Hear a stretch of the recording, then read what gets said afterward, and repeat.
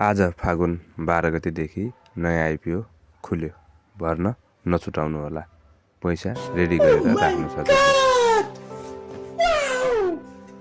Tansen सिमेन्टको IPO खुलेको छ आज फागुन 12 देखि 15 गतेसम्मको लागि। तानसेन पाल्पा सिमेन्टको आज फागुन 12 गतेदेखि 15 गतेसम्मको लागि नयाँ आइपिओ खुल्यो। अब यस कम्पनीको सेयर सङ्ख्या कति निष्कासन गर्यो भन्नुहुन्छ भनेपछि 45 लाख किता निष्कासन गरेको छ र जसको जारी मूल्य प्रति किता 100 नै रहेको छ।